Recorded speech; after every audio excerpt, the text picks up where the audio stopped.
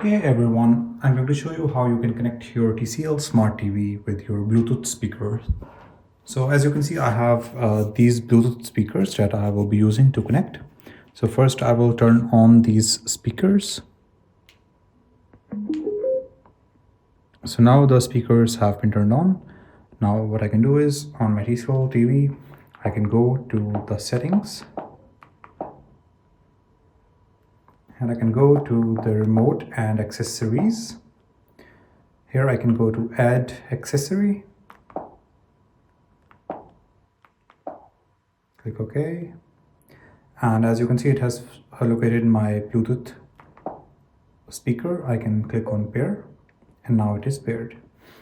So now my Bluetooth has been paired. And now if I go back and play something on YouTube. So as you can see, the audio is now playing through my Bluetooth speakers. So I hope this was helpful and this resolved your issue. Thank you so much for watching.